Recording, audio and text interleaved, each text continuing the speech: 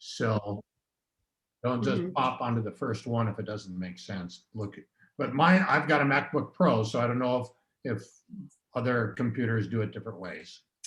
Yeah, it really, it will depend on your operating system and everything else. So that's a good thing. So, okay, muy bien, vamos a empezar. Muchas gracias, David. Thank you, David.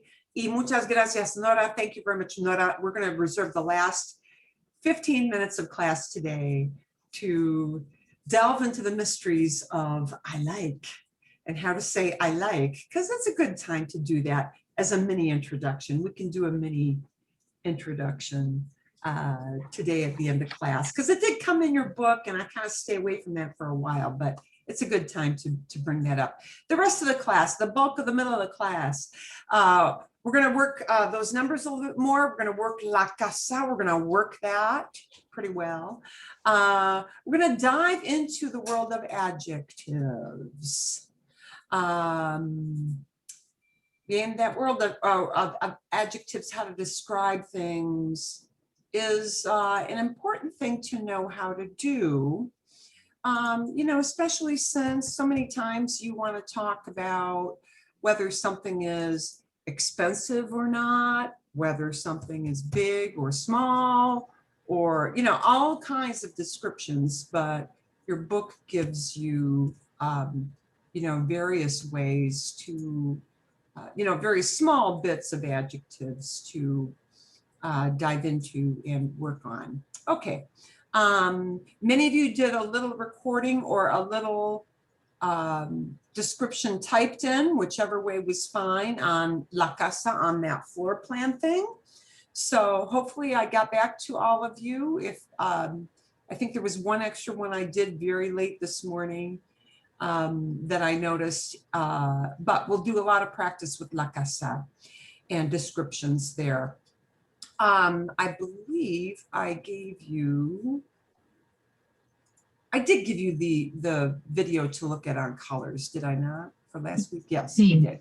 Yeah, so we'll do that towards the end. We'll do a little bit of work with numeros, numbers. You will need, you know, a quick little lápiz, some scratch paper, just to do a quick dictado. We're not going to do more than 15 minutes on numbers, but we'll do about 15 minutes. Because I want to work talking about houses and rooms, and we're going to work all those verbs and the I, the tiene, the, you know, verbs of the forms of ser, estar, with la casa, with that vocabulary. And we'll look at a lot of pictures to practice that. And then we want to save time for our adjectives and talk about those. Ok, vamos a empezar entonces. We're going to begin then. Vamos a empezar. I'm going to share a screen.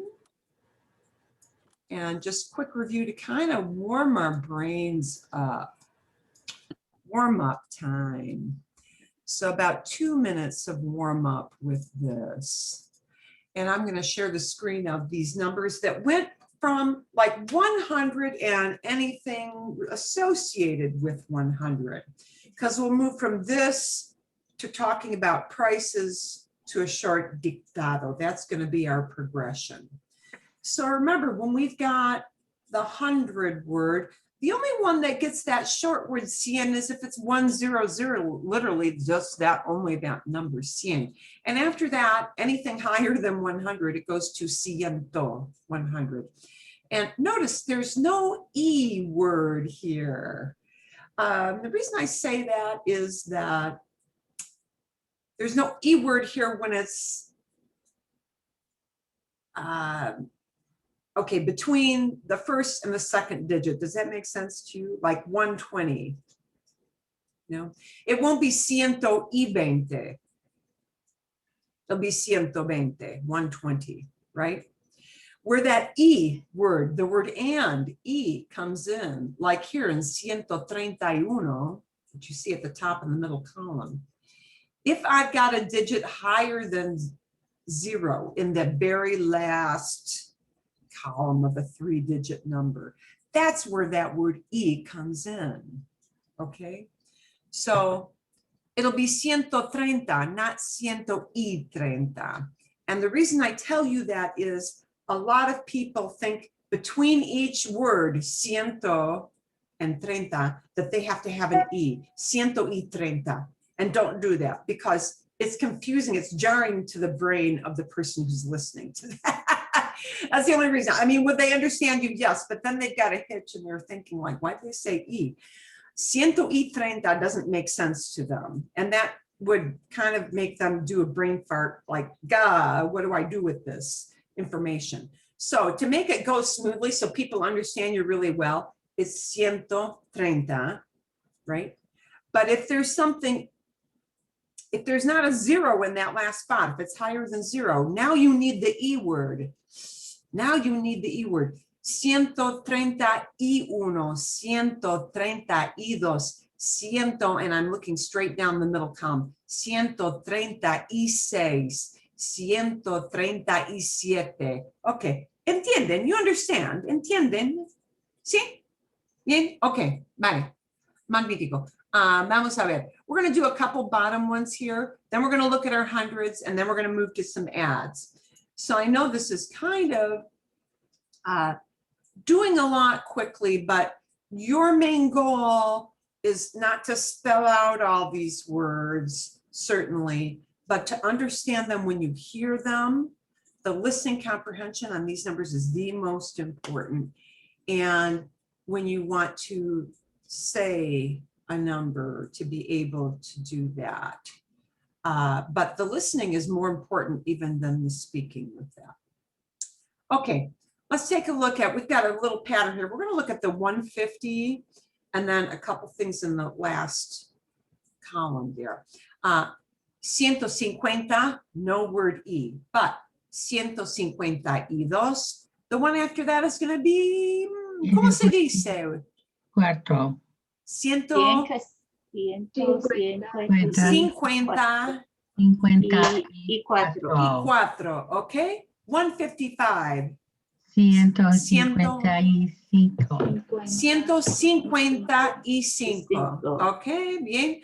Vale, aquí, 159 becomes 159. Bien. So watch out for two things with numbers when you speak. Watch out for only giving an E when you come up to that last digit. And that's how you should think of it with your brain. I'm coming up to the last digit. Now I need E, right? Because it's more than, if it's more than zero. Now I need E, okay? The second thing I want you to be aware of is, I think because of the way we phrase things in English, and because it's new to you, and it's a new pattern with your brain, a lot of people want to say, when they look at a number visually, you know, I'm looking at 159 and I say 159 and they say either 159, 159, or they say ciento, because they remember ciento and they're very proud of themselves, yay, 105, and it can't be 105 because 105 is 105. You know, your brain sees those numbers and you're pretty good at 1, 2, 3, 4, 5, and your brain goes in on that number and it goes 105. So that's the other thing you want to watch for. Not 105, but 150, right? So to get that 50, not the 5 number, okay? Vale, vamos a ver. Let's do the 60s and 70s. We're going to look at this column over here, and we're going to do a little more warm up with this one. We got 160, last column here, la última columna, la última, the last, la última columna. 160, 161, 164. 164, okay. Vale. 167. 167. Okay. We got 170. Now, I'm going to call on some folks so I can hear not orally, but people saying things separately. After 170, Larry, puedes decirnos, can you tell us 174? 174. Y cuatro, bien. Okay, so I want to make sure I hear the 70, that t sound. Yeah, because that's a little tricky. 177, 177, 179. Pam, ¿quieres decir? 179. Perfecto, muy bien. Let's move on to 180, 180, 180, 181. Danita, ¿puedes? Can you? 181. Bueno. Noreen, how about 183? Tell me, what? 183. Y tres. Y tres. Bien. Now, would they still understand you if you forgot the E? Yes, they would. But, you know, their brain is wired to thinking about that. So that's what they expect to hear. Okay. 190. And now 192. 192. Nisha, ¿quieres? You want to do that one? Yes. Yep, 192. Perfecto. Muy bien. David, you want to take 199 for me? 199. Perfecto, muy bien. Vale, magnífico. Okay, we're going to ditch that for a moment. We're going to take a look at something a little bit higher, and see if you've got any questions on this. We're not going to get into millions. As a tourist, you know, you're not going to be buying things that, well, if you are, good for you. You are in a way higher income category than I am. You know, occasionally I do get people who are like in things like real estate where, you know, that would be an issue for them, or they work in finance. You know, if you do that, my daughter took a course last semester and they literally had to, she had to memorize 10 different countries and where they put their commas for decimals. I was like, seriously, that's in your business course? But I guess if you're doing business, yeah, that is. So, okay. You don't need to worry about that. Aren't you fortunate? Even I would have struggled with that. Okay. With this little page, the only reason 200 versus 200 is a factor. If you're saying there are 200 women at this meeting, that's a ladies' meeting. Oh. 200 feminine things. How many times are you as a tourist going to be talking about 200 things that are feminine? Not very often, okay?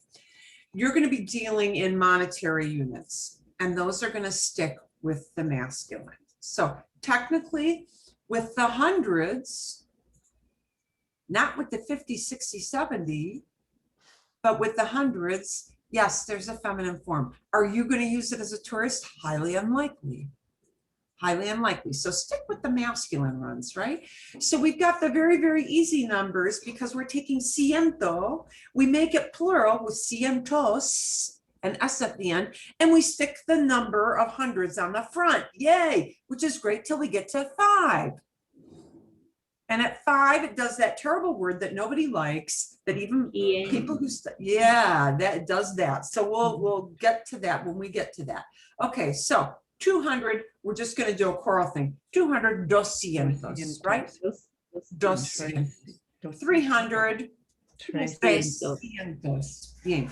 400, 400, okay? Now we've got the big bad number because it goes back to that number, not cinco, which you would think would be the logical progression. It goes back to that word quince. It goes back to an old Latin thing.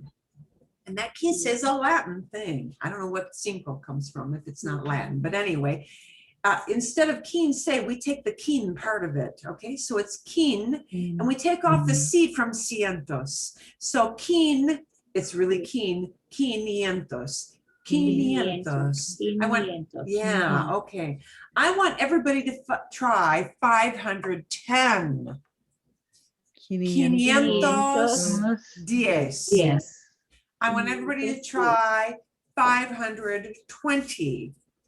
520. 20. I want everybody to try 550. 550. We went back to cinco for 50, didn't we? Yeah. So, okay, that's kind of a brain buster, that 500 word. Okay.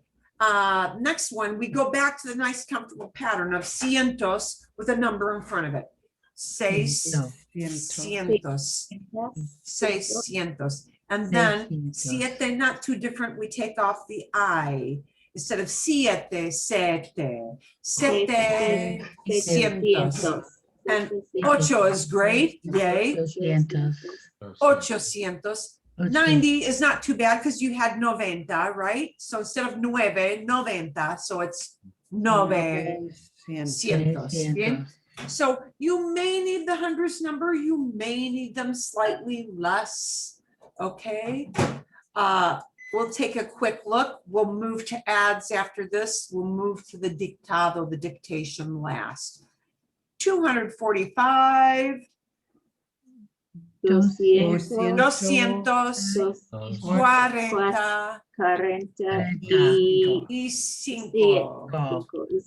Okay, so that one again. So escuchen, listen. 240. 45. Bien. Okay. Next we've got, we don't need an E because that 12 word is just by itself, right? So, repitan. 412. 412. That's it. 412. This one we can read together. 632. Now I need my E because unlike 12, which is just by itself, we've got E2, right? Okay. Repitan, escuchen y repitan, listen, and then repeat after me. 600, or I'm sorry, 700. 790.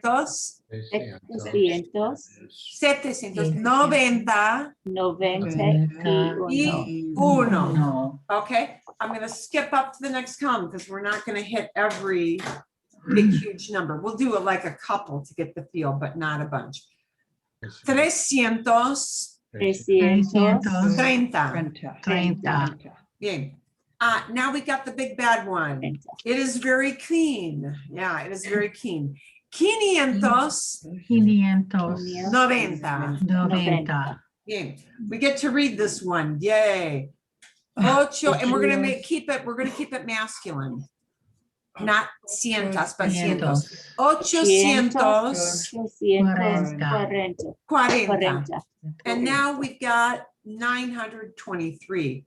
923. Okay, vale. Bien. So I'm going to ask you to listen to a couple of 1,000 numbers, but don't necessarily repeat, because this will be for you listening. You're not going to deal with thousands a lot as a tourist. It's good to know that 1000 is 1,000. And it's not hard to remember that 1000 is 1,000 if you've had to do anything with metric, right? Millimeters, anything like that. Kilometers, yeah. Okay. Here we go. 1000 is always 1900. And that dot, now that dot, I am going to tell you visually, that's where we would put a comma. So at that separation point of, the 1,000 comma 900 there, and in most places in Europe, they don't put a comma like we do. They do a decimal point. So the question always becomes, what do you use for a decimal point? A comma. They switch. Yeah, they switch uses. Why that happens, I cannot tell you, but it does. And it happens when people write out financial things like at banks or for businesses. So just be aware of that. Or when you see prices written like on a placard or a sign, you will frequently see this thing of the comma, which will be for the decimal point, and the decimal point and the comma switching their positions of how they're used. Okay. We're going to look across at 1500, and oddly, you don't say ever in Spanish 1500. You always say that as 1500. Okay, 1500. So 1500. 1500. Okay. Let's look down at 2000. Just some easy 1,000 words. 2000. Okay. Ciento went to cientos, but mil always stays mil. Mil doesn't go, well, mil can go plural in select meanings, but not for counting numbers. So it'll be 2000, 3000, 3000, 4000, 5000, 5000, 10,000, 10,000. That's how the thousands work. So the thousands aren't really complicated. They're easier than the hundreds. Yeah. 8,000, 8,800, because we're going to make it masculine. 8,800. So that's how the thousands work. Just so you have a passing knowledge of how that goes. Okay. I'm going to take this off. I'm going to tell you one complicated thing about numbers, which, and I'm going to show you on a share screen. And you only really need to know this if people are talking about years. And I say this because we have, just so again, you have a passing understanding. Let's say you take a tour, and the tour is in Spanish, and they want to talk to you about the year a city was founded. You take a tour of Ciudad de Mexico, you go to Pirámide del Sol, the Pyramid of the Sun, near Ciudad de Mexico, the great big, Aztec Pirámide, the Aztec pyramid, but it's got a flattened top, everybody climbs to the top. And then the tour, they're telling you the year that, the Spaniards arrived, and I'm going to make up this year because I don't remember exactly what year it was, but they arrived in 1542. And see, we say 1542, but in Spanish, they're not going to say years as 1542. We would think, you could say 1542, and you can't. You can do that in French. You cannot do that in Spanish. Okay, so the way they say years, if you go on a tour and you hear them saying 1542, that's 1542. So they say years as literally 1542. That's the way they do years. And that is an across the board rule.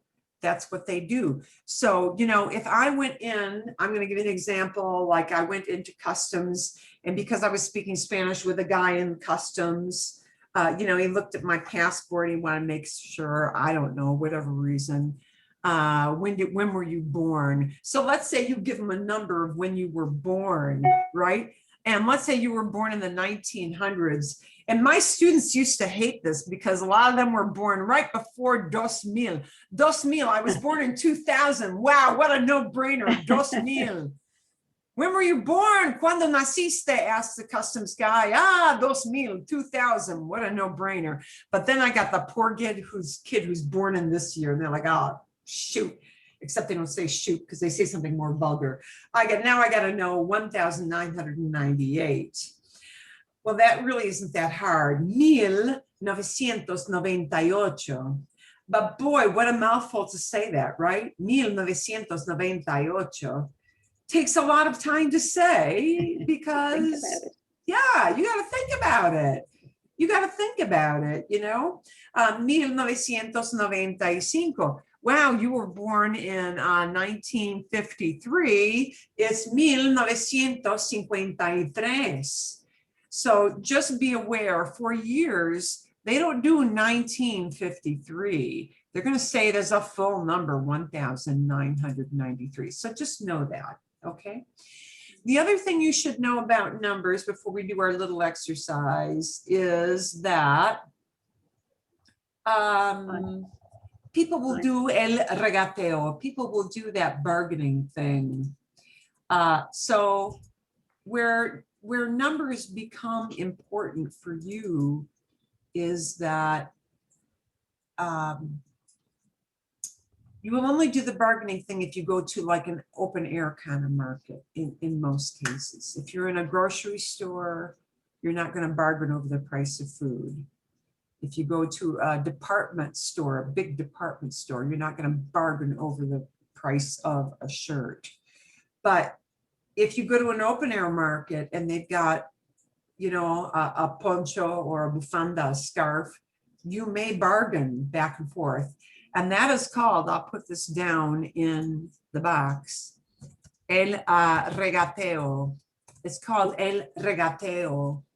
El regateo is the process of bargaining. You know, they give you a price and you say, no lo tengo, I don't have that much. ¿Cómo te parece? What do you think about it? And you give a number that's somewhat lower. And you kind of bargain back and forth till you get to an agreed upon price. And there's a verb for that. Regatear means to bargain. El regateo is the process of bargaining, and regatear is the verb that means to bargain. So just know, in certain situations, if you're at, you know, a vendor's place, it's not just a food stand, you know, and they're selling souvenirs or such. In an open air market, lots of like our fairs that we do out here in Arizona, you know, people may very well bargain back and forth for prices. So there it's important for you to listen for a price and come in with something a little bit lower. So that's one of the reasons it's important for you to know numbers and how to go back and forth. We're going to take a few ads here and see if you can give me some prices on things. Oh, I want to pick something that's not too hard, but gives you a bit of a challenge. Vamos a practicar aquí. We're going to use this one here. Okay, we'll do a share screen for you here. Aquí vamos. Here we go. Precios. We're going to start with the echo dot. Ooh, ¿cuánto cuesta? ¿Cuánto cuesta? How much does it cost? ¿Cuánto cuesta? And forget the 99. Let's just look at the big dollar number. ¿Cuánto cuesta? ¿Cuánto cuesta? Voluntarios. I'm going to take a volunteer. Volunteer. Me. ¿Cuánto? I'll take the easy one. Magnífico. Okay, Nora. 29. 29. Cuesta. It costs. Cuesta. Cuesta. Cuesta 29. Cuesta 29. Magnífico. Cuesta 29. Y vamos a ver. Google Home. Muy arriba. Way up here. Arriba, arriba. Google Home. ¿Cuánto cuesta Google Home? ¿Cuánto cuesta? John, ¿cuánto cuesta Google Home? Want to take that one, John? Siete y nuevo. And you won't want to take siete. You want, yeah, the longer word. 70, right? 79. 79. 79. Muy bien. We'll take a somewhat higher number. 169. 169. Larry, ¿quieres? You want to take that one? Hasta 169. Perfecto. Cuesta 169. 169. Pam, ¿quieres tomar esto? Sí, Apple Watch, el negro, the black one down here. Ooh, 249. Excelente. Sí, muy bien. Okay. Noreen, how about this one? 329. Okay.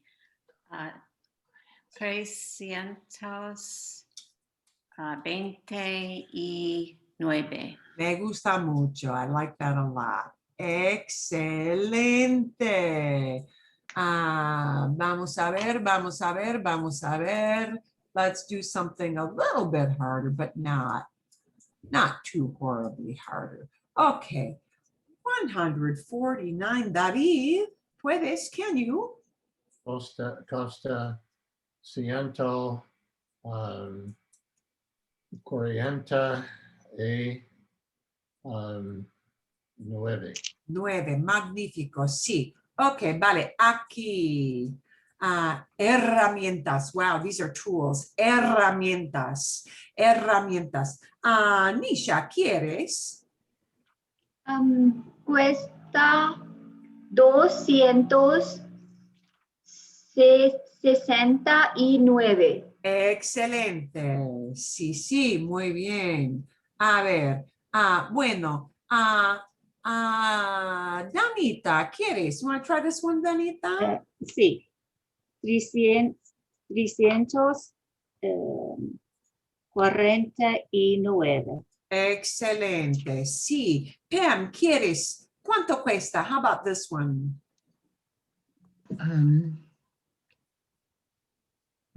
778. Okay, and 700, but you know, you're close. You're close. 700. Instead of siete, 7, sete. Set- 700. 700. 700. Bien, vale. Okay, Nora, last one there. 898. 98, perfecto. 898, perfecto. Bien, vale. Okay, we're gonna do that. How about lápiz y papel, lápiz y papelito, little scratch pad, nothing formal, nada formal. Yeah, yeah. Oh, sí, aquí. Okay, vale, magnífico. We will do a real quick dictado. I've got to find my numbers that I used. Oh, and actually I'm going to change them up a little bit. Okay, I'm just going to give you some numbers. So now this actually is more important than actually saying your numbers perfectly, because you understanding what the numbers is the most important survival thing now, because you want to be able to, know what something costs. Okay, so that is important. Vale, excelente. I'll say the numbers 3 times, 3 veces. Okay, and just write them down, and then we'll see how close you get to correct on all of those. Okay, número 1. 135. I'm going to say it one more time slowly. 135. 135. Pardon? Oh, no, that's okay, Nisha. 135. Yeah, I'm going to say a series of numbers. I'm going to say about 10 of them. Yeah, I'm going to say about 10, so just write them down. Oh, Yeah, okay. don't say them, just write them down. I want you to see if you know the number from what I tell you, okay? So I'm going to say the number twice slowly and once normal speed. That's the thing. Okay, so I'm going to do this one more time. 135. And now I'm going to say it normal speed. 135. It'll go that fast, okay? Número 2, number 2. 178. 178. And now I'm going to say it normal speed. 178. Because I want you to hear how fast it will come out. You may need to tell people despacio. Or repita, por favor. Repeat, please. Normal. Very, very normal. Okay. Número 3, number 3. 159. 159.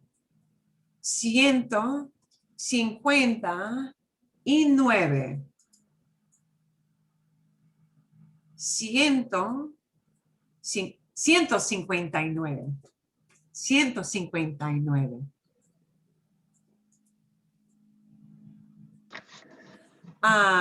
Número 4. 177. 177. And now once normal speed. 177.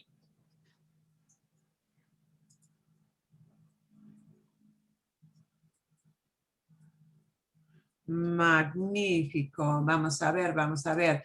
The next number. 164. 164. 164. That's how it will sound. Okay. A ver, let me give you another number. Número 6. Number 6 is the sixth one. Sí. Sí. Sí, ok, vale. 229. 229. 229. Okay. Número 7, number 7. 450.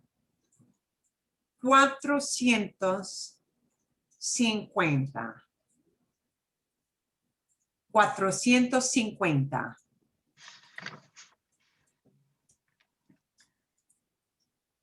Vale, número 8, número 8. 390. 390. 390. ¿Vale? 9, 9, 9, 9. 515. 515. 515. That was beautiful. 515, sí. Y por fin, número 10, número 10. Muchísimas gracias, sí, muy perfecto. Y perfecto, número 10, 780. 780. 780. Okay, I'm going to show you the screen so you can check and see. We're shooting for getting at least 7 out of 10 right. So see how you did. And even if you got 6 right, that's not too bad.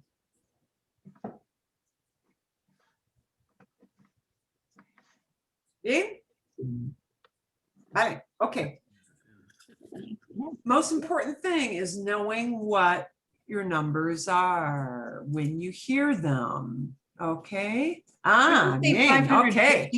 Yeah, some people got, yes, some people got all 10 right. Felicidades. Marilyn, Congratulations. would you say 550 compared to 515? Sí, 550. Okay. 515. 550. Okay. 50, yeah.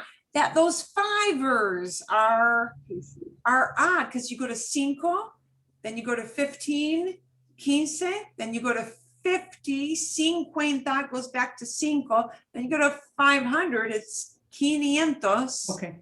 Yeah, the fives mess with our brains because they draw from the kin base or the 5 base. Yeah, that's why those are hard. So if you find that difficult, you're not odd, you're not, you're not a problem. It's hard. It's a hard thing to do.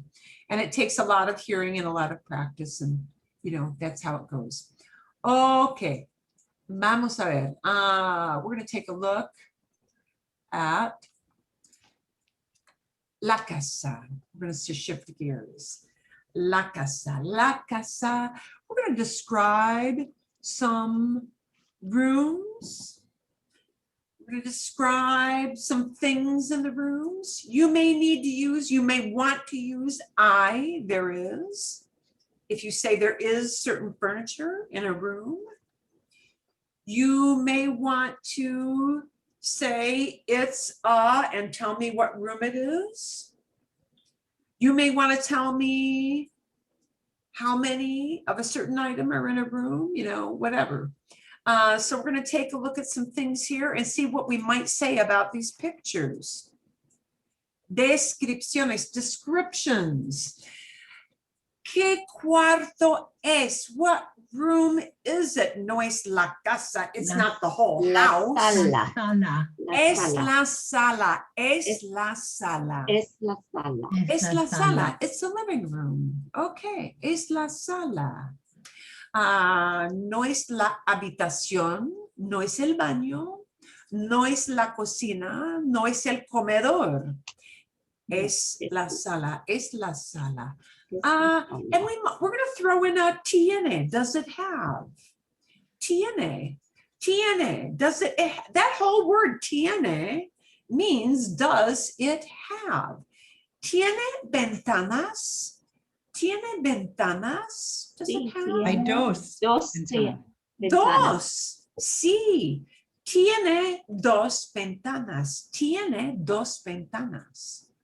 Now, Tiene dos let's say you can't remember that verb tiene. You could also say, hay dos ventanas. There are two windows. So there are two possible ways you might express that idea in your head. Don't always think in terms of, I must translate every little, march those words along. You know, you can use I to say there are because they exist. You can say it has, tiene, okay? Okay, a ver, ¿cómo se dice? How do we say? ¿Cómo se dice los muebles? Furniture, this furniture item. ¿Cómo se dice? ¿Alguien sabe? Es el sofá. sofá. El sofá. El sofá. Sofá. You would think it should be la sofá, but it is not. It is el sofá. And we have an accent mark on the a part of sofá.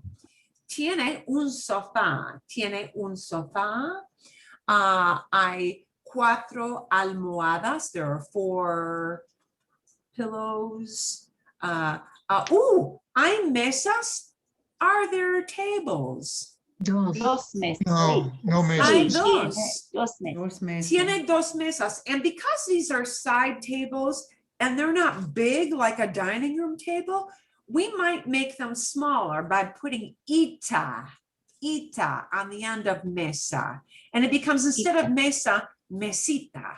Mesita. Mesita. Mesita can be a Mesita. side table, or it can be like a little table next to your bed, mesita.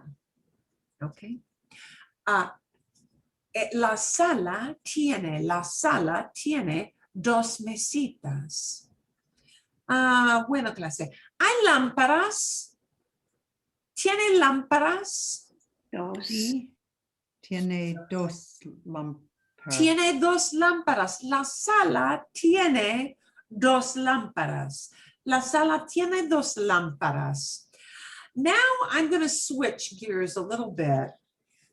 And so instead of saying es la sala and la sala tiene dos ventanas, la sala tiene dos mesitas, I'm going to say the tables are on. Sorry, the lamps are on the table. The lamps are on the table. Now, in order to say the lamps are on the table, I can't use es. I have to use that for how you feel or where you are. Always use the verb Estar. estar. And I'm going to talk about lámparas. So I'm going to say las lámparas están en las mesitas. Bien. Okay, Hmm. so let's pause here for a moment. And I'm going to take a look at some things we did with another class. We're going to reveal some things. And we had one extra that we didn't use this time. La sala tiene un sofá grande. La sala tiene un sofá grande. This just shows that there are different ways you can combine these ideas to talk about that room. La sala tiene un sofá grande. Tiene, it has, or I can say la sala tiene. Either way. Tiene dos ventanas, tiene dos lámparas, tiene dos mesas, or we can change that to mesitas so that you see how mesitas is spelled. Ita makes it little, that's all. It's a suffix. Could you say pequeña mesa? Oh, sí, tiene dos mesas pequeñas. You can. Look at how many things we can shift around to change what we're saying just a little bit. I could say tiene dos mesas pequeñas. It has two tables small. That's the order of the words. Yeah. Not two small tables. Dos mesas pequeñas. You're getting kind of advanced here. Okay. And now I'm going to use, well, you are. Not bad. En serio, really? We're En just trying to figure serio. out we're just trying to figure out how to stumble along. Yeah, but that's what we do. That's how our brains must work initially. You know, you cannot get away from that. My brain stumbles in French. Okay, so now we're going to use está one more time. We're going to say the living room is on the first floor. Remember, we had that word piso to talk about like levels of floors in a house, right? Piso. La sala está, because it's located. La sala está en el primer piso. First floor. En el primer piso de la casa, of the house. Okay, do you see how we worked through this? Yeah? Okay, we're going to try another one. Y no es la sala. It's not the living room. Dormitorio. ¿Cómo se dice el cuarto? What do we call this room? Dormitorio. El dormitorio es una posibilidad. La habitación is another posibilidad. Or we can just call it el cuarto, right? And believe it or not, there are two other words depending on what region. You know, la recámara, but la alcoba, but nah, yeah. So, you know, I would stick with la habitación, el cuarto, or el dormitorio. I really like habitación because habitación is so often used in the world of hotels.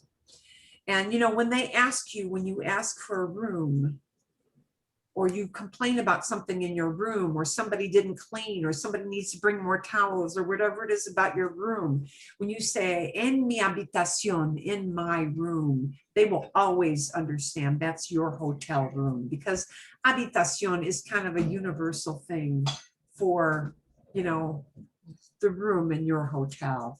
La habitación. Bueno, okay. Hay una, we got a what? This is Grande cama. una cama grande. Cama grande. La habitación, and I want to say it has. ¿Cómo se dice? It has. Hay. Tiene. Tiene. I could say I also. I could say I. Es posible, sí. So I could say hay una cama grande. There's a big bed. Or tiene una cama grande. Tiene una cama grande. Bien. Bueno, a ver. ¿Tiene lámparas? ¿Tiene lámparas? Dos. Lámparas. Tiene dos lámparas. Tiene mesitas, tiene mesitas. Tiene dos mesitas. Dos. Tiene dos mesitas, ¿sí? Tiene dos Dos. mesitas. Bueno, ¿es una habitación grande o una habitación pequeña? La Grande. habitación es Una grande. habitación grande. Eso, sí. Probable, es una casa. This is a house, right? No es un hotel. Es una casa como en Airbnb. Es una casa, ¿sí? La habitación está en el primer piso o está en el segundo piso. El segundo. Segundo. Normalmente está en el segundo piso, ¿no? Es normalmente está en el segundo piso, ¿sí? Okay, vale, muy bien. So let's take a look at what, and again, we threw in a couple of words. Dormitorio, habitación. Es muy grande, es muy moderna. Sí, es muy La moderna. habitación es moderna. It is modern. And notice, because we're talking about habitación, when I describe it as moderna, I don't say moderno. Moderna. I would say dormitorio moderno, but habitación Moderna. moderna. ¿Sí? Tiene una cama o hay una cama, hay dos mesitas, hay dos lámparas. And I'll give you the link to all this so that you can look at it later and don't have to you don't have to furiously look at notes. So we're just thinking of all the things we might say about these rooms. Bien. No es habitación, no es dormitorio, no es una sala. ¿Cómo se dice el cuarto? What do we call this room? ¿Cómo se La dice? cocina. Cocina. Sí. Hay Es la la cocina. Es la cocina. La cocina. Es una cocina de estilo style, de estilo viejo o de estilo moderno. Estilo Moderno. moderno. Es Sí. muy moderna. Es estilo moderno, pero if I say estilo style, masculine, estilo moderno, but la cocina es moderna. So I want you to get used to how we flip-flop on those description words, okay? La cocina es moderna. La cocina tiene, the kitchen has, la cocina tiene, ¿qué tiene? What does it have? ¿Qué tiene? La cocina tiene Dos sillas.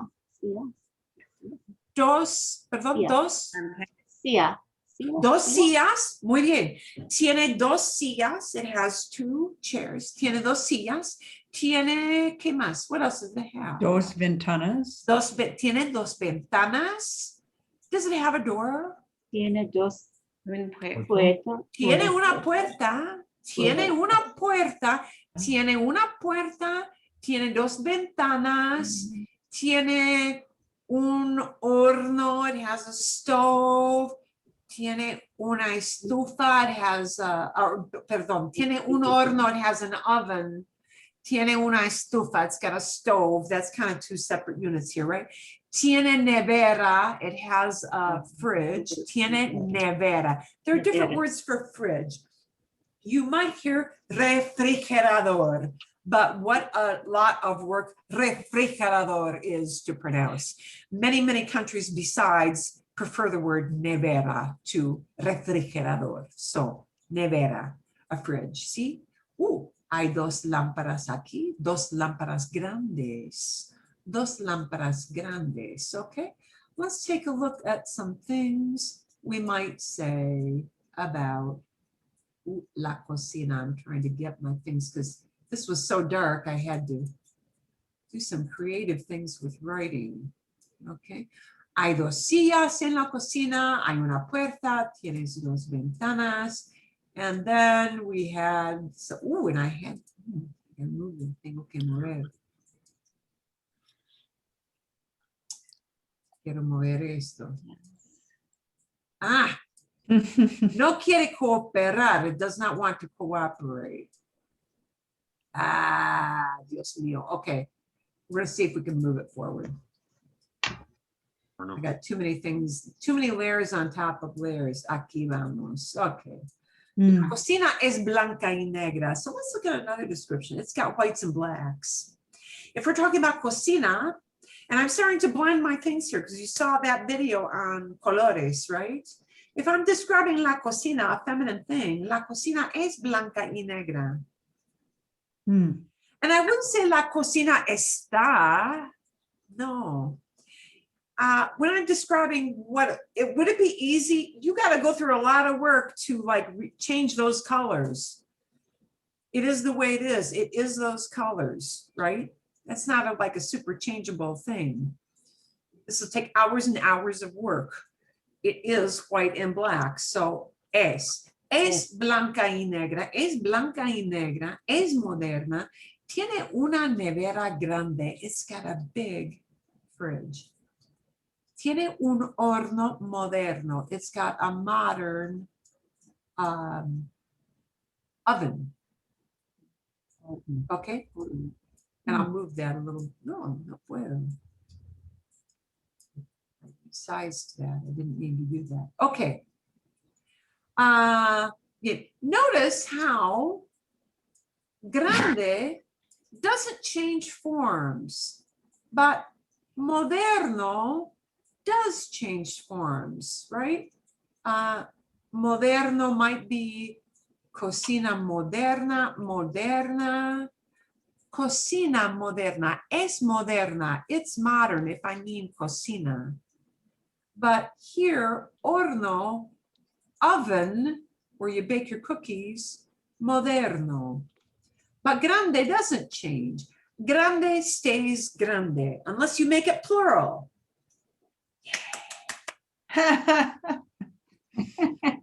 Okay? We'll show you a little video on that because remember those rules you learned about how to make things plural? Mhm. It largely holds true for adjectives also. Okay? Adjectives that end in an "e," you just make it plural by putting an S on it. Because adjectives that end in "e" are both feminine and masculine. Yay! But moderno, adjectives that end in "o" have to go into all those four forms. Moderno, moderna, modernos, modernas. But grande, because it doesn't end in "o," grande is both feminine and masculine, no change. So I just make it plural, grandes. Yay! Qué fácil, how easy. Okay. El baño, el baño. Baño. And I'm gonna hustle this one up a little bit so that we can work on some more and you can give me some independent thoughts here. No quiere cooperar. Wow, it really does not want to cooperate. Okay, kind of harder to talk about a bathroom, but you know, sometimes you need to, when you tell the, you know, there are some places, depending on where you travel, where you ask for, ¿Quieres habitación con baño o sin baño? Do you want a room? ¿Quieres habitación? Or quiere, because I'll be polite. ¿Quiere usted? Do you want? ¿Quiere usted? Do you want? ¿Quiere usted una habitación con baño o una habitación sin baño? Or do you want a room with a bath built in? Or do you not mind walking down the hall? Sin baño means without a bathroom built in.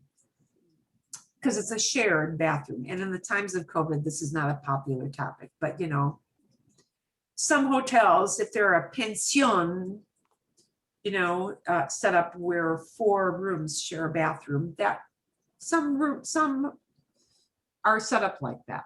Okay. Okay. Es el baño. It's a bathroom, right? Es el baño. El baño es blanco y grande. It's white and it's big, right? Tiene una ducha. It's got a shower. It has. Tiene. We don't need the word it. What has a shower? The bathroom. And the bathroom is one thing. So it just uses tiene. And tiene means it has. We don't use the word, we don't bother with the word it to say it has or it is. When it is a subject, you're talking about it having something. We just use the verb tiene. Tiene una ducha. Hay también bañera. Ooh, that's not supposed to be capitalized. Huh? That's a very German thing, capitalized. Actually, that's a Microsoft thing. Okay. Hay también bañera. There's also a bathtub. Yeah. Baño is bathroom, but bañera is your bathtub. You know, if you're the kind of person who likes to soak and get the big bath bomb, throw in the big bath bomb. Hay también, there's also, hay también bañera. Hay dos toallas en el baño. There are two Towel. towels. If you go up to the receptionist and you say, there are no towels, you would say, no hay. Oh, Ah, you got a problem. Somebody forgot to hang the new towels in your hotel room. And you want to say there aren't any. No hay toallas. No hay, there aren't. To make an idea negative, we stick the no in front of the verb. So no tiene, it doesn't have. No hay, there aren't. No hay toallas en mi baño. No hay toallas en mi habitación. There are no towels in my room. Okay, so you express what your need is. No hay toallas. Necesito, I need. Necesito dos toallas. And let's make it really super polite. We're going to tag on, por favor. See? So Necesito. if you just said no twice, would that be rude? No towels? It wouldn't be rude, but that would be like saying no towels in room. No towels in room. Yeah, they'll understand what you mean. Yeah. But no hay, There are. they don't have to, you know, yeah, no hay. There aren't any. No hay. No hay toallas. No hay toallas. Bien? Okay? Ah. Because sometimes people forget to hang them, you know. They got to do 30 rooms in a couple hours. Come on, that's a lot. Es mucho trabajo. Okay. But you know, this room always comes up about, or this question always comes up about that bathroom room. What you call a bathroom that is really a restroom may vary depending on where you travel. So this is something to ponder for just a bit. Vale la pena. It is worth the effort to ponder this just a touch. In a restaurant or a museum or a public area where you need the restroom, if you're very close to the border as we are, a lot of places will understand that, you know, for Norteamericanos, they might use that word baño and they get it. And they may just use it and they may be okay with that. But for some places, you know, you go down to, por ejemplo, Buenos Aires, you go to Argentina, you go down to Santiago, Chile, you go to a big rave concert in Viña del Mar, where Shakira is performing in Viña del Mar on the Pacific Ocean. And you got to find the restroom. Oh my God, I hope it's not at the big rave concert. You know, bathroom has a bath, but a restroom does not have a bath. So donde está el baño may work, but the next three things, and the underlined one is one of the best.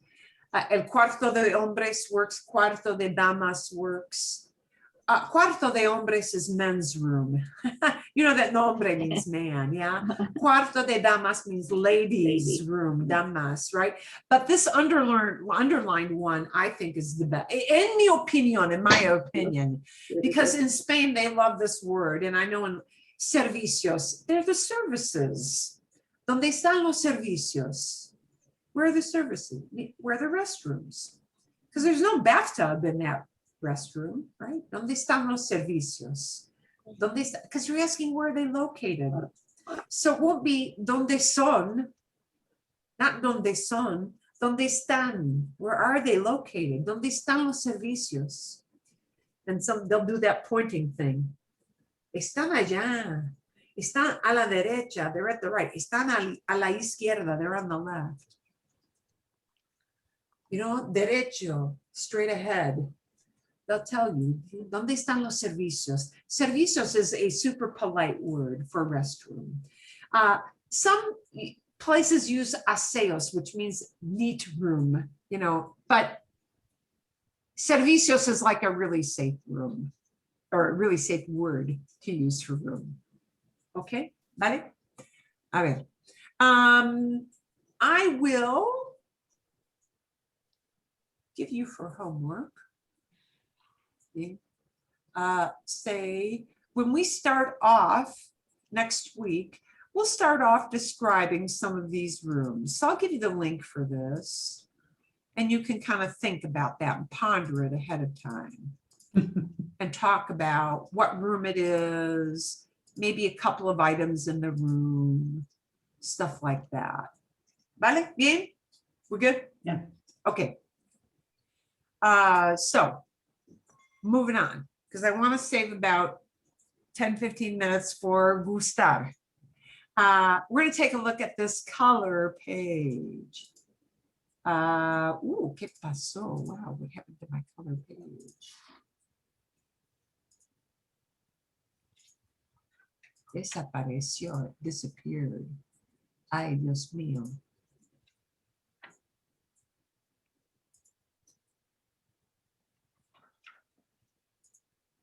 Okay. Let me start while I'm pulling this up. Did you have any questions about that? The video you had from Cata, where she had the nice big charts with the colores. Can I back up a quick second? Sí.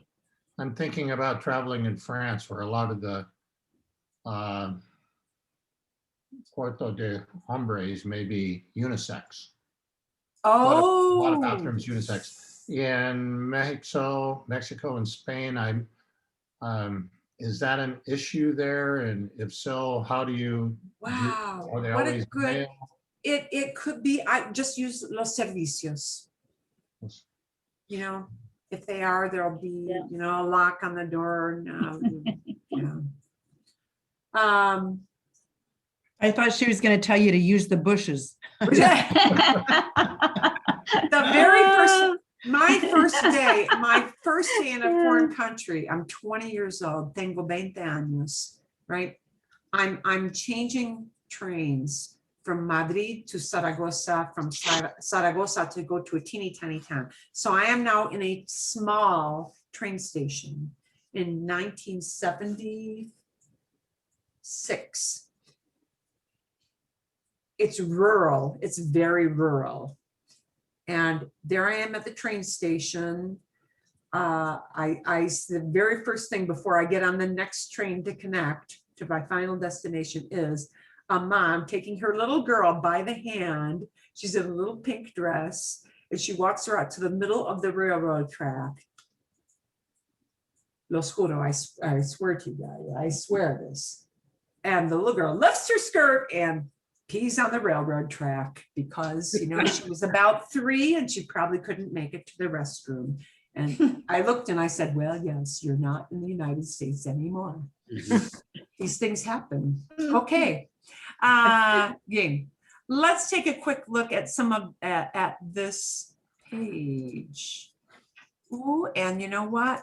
You are about the 3rd group I've done colors with this week. So remind me, did I send you this link? Yeah, See? No. Or no? No, No. Haven't got to it Okay. yet. no, this is based on the video you saw. right. Yeah, it's based on the video you saw. So we're going to take a look at how these adjectives change around. Okay. And I will give you for homework a really short video on how adjectives change. And we'll use a lot of descriptions next week. Okay. But I will send you the actual link for this. And I'm going to show you what you're going to do eventually. We'll go through how these change around a little bit. You're going to describe for me some things. You're going to tell me, oh, bandera means flag. You're going to tell me what colors are in flags for Francia, bandera flag for Alemania, Germany. You're going to tell me about bandera flag for Estados Unidos. And oh, estrellas means stars. So you're going to tell me about colors. You're going to tell me what color tomatoes are, what color Homer Simpson is. If you don't know Homer Simpson, Google him. Pitufos, the Smurfs, if you don't know who they are, do Google them. This will become very obvious. Pepinos is cucumber. Carbon is charcoal. Leche is milk. Sangre is blood. You're going to tell me colors for stuff. So let's look at some of these colors. Okay. De qué color es? What color is something? And in Spanish, you have to say it as de qué color es. Of what color is it? That's just the way they phrase it. De qué color es. So we're going to take a look at how these words morph a little bit before we get into that last bit about gustar. Adjectives that end in, we're going to look for adjectives that end in o.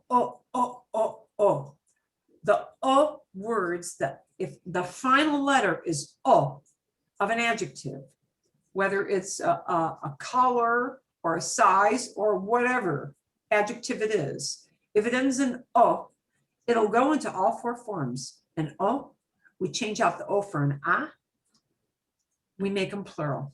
So you get words like, we're going to skip anaranjado. We're going to go to the easiest, shortest one first. Rojo. Rojo. Rojo has a feminine form. Roja. Roja. You can make it plural. So we look across here. Rojos, rojas. Rojas. Yay. Okay, so you see how that's masculine and feminine, plural, masculine, plural, feminine, right? We're going to go up to the next word that's easy to pronounce, negro, black.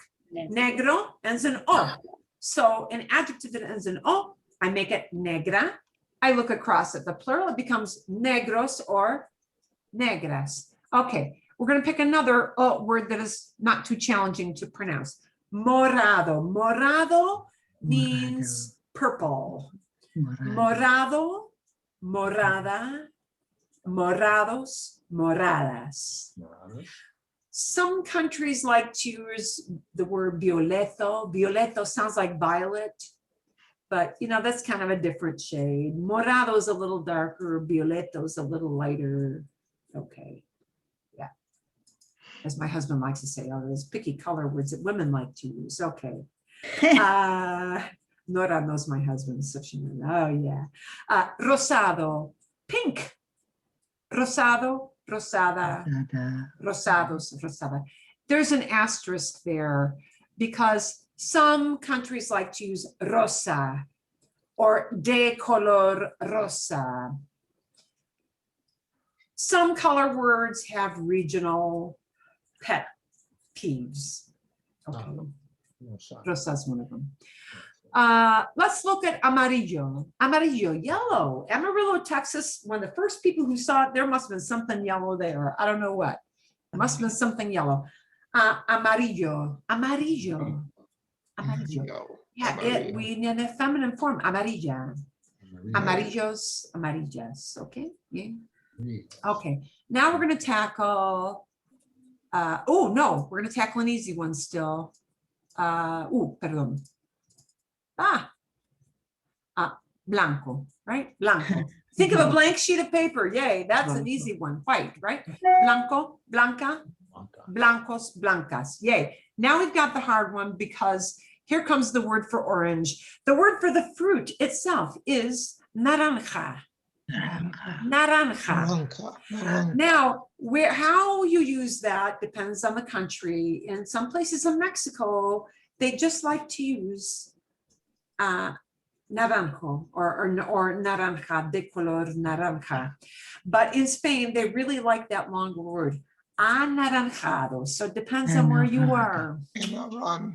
Anaranjado. They put an A in front of naranja, the fruit. Naranja. And then they add an ado on the end. Anaranjado, anaranjada. And again, like rosa got a little asterisk, naranja gets a little asterisk. Okay.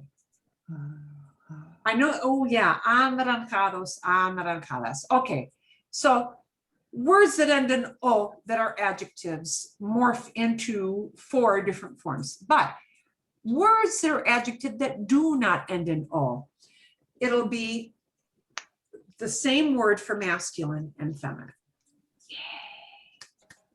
So azul is both, azul does not end in O. So it is both feminine and masculine, azul. All I got to worry about is make it plural, and it ends in an L, so es on the end, just like catedral becomes catedrales, right? Azul, azules. Azules, both masculine and feminine, just plural, okay? Verde does not end in O, so both masculine and feminine, verde, yay, green, but plural, just tag on an S, verdes, yay, fussy, right? We're gonna look for another one that does not end in O. Way down here, gris, gris, gris, gray. Yeah, grises, gris, both feminine and masculine, yay. All I do is make it plural, grises, okay? So these rules that hold for colors will hold for all adjectives. Adjectives that end in O need to agree with the thing they're talking about in gender, masculine, feminine, and number, onesies or 2, 3, 4, yeah, plural. Okay, all, whether they mean color, whether they mean size, whether they mean, I don't know, length, yeah, height, anything. So you're going to practice that a little this week with this. You're going to skip all the way down after you tell me what color blood is and milk is and charcoal and all that stuff. And you're going to skip this top part and you're going to look at this and you're going to go from making everything from singular to plural and make all changes necessary. So that means el becomes los, castillo becomes castillos, es becomes son, the verb. Oh, there's a hard one. Antiguo, ancient, becomes antiguos. The ancient, the castle is ancient. The castles are ancient. And this won't be too bad. You're just marching straight across to make them plural. One caveat, one warning. De madera. Madera is not an adjective. Oh, No. There is no word, there is no adjective, one word that means wooden. We can say a wooden table in English. There is no one word that means wooden. What they use for wooden is de madera, of wood. So de madera will always stay de madera, no matter what. But that's the only one that's going to do that. The wood. Okay? Yeah? So we've got that. And what I want you to do is make sure you read for next week. You have read chapter 5 describing things, or you have not? You have No. not. Yay. You're going to see other kinds of adjectives. So 5. You're going to read through chapter 5. It's going to talk about all these numbers or all these colors again. So that'll sound kind of familiar. So it'll go through those. It'll give you also some other adjectives to talk about things that tourists often need, like big versus little, expensive versus inexpensive, long, like sleeves versus short sleeves, new versus old. It'll give you some common adjectives besides, in addition to colors, that tourists frequently use, because they're shopping for things. So they will be a helpful starter on vocabulary. It is largely a vocabulary driven chapter, but with this idea of gender in plural thrown in. Oh, pretty versus ugly. Yeah. So, we've got a select number of adjectives, descriptive words beyond colors. Okay. For you to manipulate, play around with, and get familiar with. So that'll be in chapter 5. So I'll ask you to read that. I'll send you the audio. Definitely listen to the audio, because the more you hear the little examples, it'll start to click in all those different masculine, feminine forms. When you listen to it and you read it, you're using both your hearing and your vision, and it'll start to click faster. Okay, so you're going to do that. I want you to work that little color blot page, and you may want to bring it up on the computer so you actually see the colors. That helps a little bit. You may not have a color printer, but that's okay. All right, we're going to give our quick explanation of me gusta, because this question came up and it's an excellent question. Ooh, I didn't save enough time, but Another time. yeah, It's okay. no, we can do a quickie. It's a quickie. Okay, the question came up. Hey, I saw in this last chapter this idea of me gusta. But I also know that word tango had an O at the end, and yo verbs often have an O at the end. Why is it not? And we had me llamo. Why is it not me gusto? If me llamo means my name is, why don't you say me gusto to say I like? Well, you never do. Never. You never say that. Ooh, muy malo. Here's what that means. There is no verb like. There is no, okay, like. No, I'm going to phrase this differently. To like as a verb does not exist in Spanish. It does not exist. And that's why, no, gustar does not technically mean to like. Gustar means to be pleasing. Therefore, me gusto, which you could technically say, means I am pleasing to myself, which no 15-year-old boy wants to say in front of a class with girls sitting next to him, because he gets it, ew, they immediately go, no, very bad. So we don't do that. So here's what happens. So all you need to know is this. There are two ways to say I like. And it'll be either this, me gusta, because the thing you like is a onesie item. It's singular. The thing you like drives what happens to gusta, not who likes it. Okay, so me gusta el café. I like coffee. Me gusta el té. I like tea. Me gusta ese carro rojo. I like that red car. I like one thing. Or I like to do something.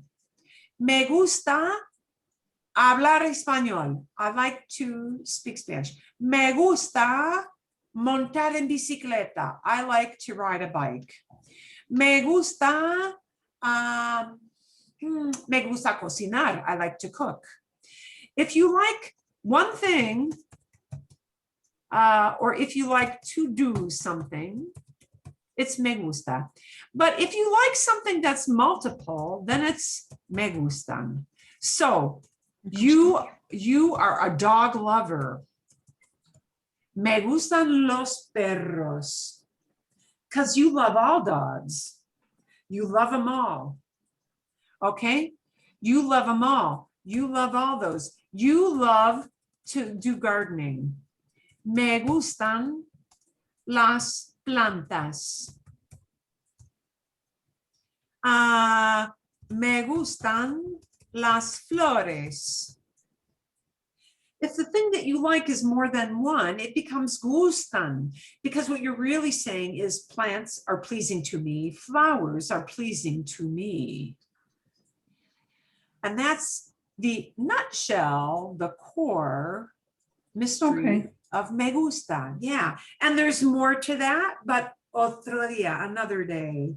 ¿Entienden? So it's never me gusta, because people will give you a funny look. Yeah. So, por eso, that is why. It's because like as a verb doesn't translate, does not exist. There you go. Así es. Bien? Yeah.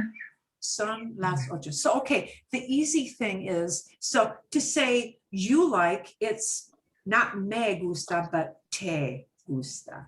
To say we like, not me gusta, but nos gusta. Okay. Yeah.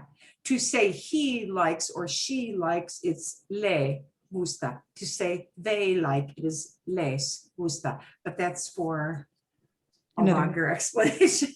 So I like something and it's only a onesie item, me gusta. Gusta. Or I like to do something, because doing something is one thing. Me gusta, right? Me gusta cocinar. Me gusta leer. I like to read. Me gusta ver películas. I like to watch movies. Me gusta ver la tele. I like to watch TV. But me gustan las flores, me gustan los gatos, me gustan los platos mexicanos. I like Mexican dishes.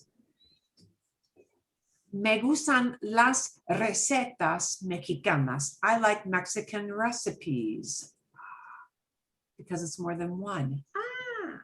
Entiendo. Pero me gusta, singular, me gusta la comida mexicana. I like Mexican food, because comida is one thing. Bien? ¿Entienden? Brigada? Bien. Okay, so capítulo 5, there's a lot in there, so check it out.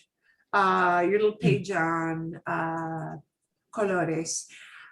Bring in 2 things in your house and describe them by color or size. Clothing, you got a coffee mug collection, you got a stash of colored pencils, knickknacks, a mí no me importa, I don't care what it is. Bring in a couple of items to show and tell us what color, tell us what size, tell us something about that item, and I will start off. Okay, ¿está bien? Is that good? That's all you got to do. Yeah. Yeah. Magnifico, magnifico. Okay, perfecto. And if you need to do that iOS for keyboards now, you got a little clue. See? Vale. Nos vemos la semana que viene. We'll see you next week. Okay. La Bye. semana que viene, next week. Sí, Adiós. gracias. Ustedes son fantásticos. You guys are great. Hasta luego. Hasta luego. Hasta luego.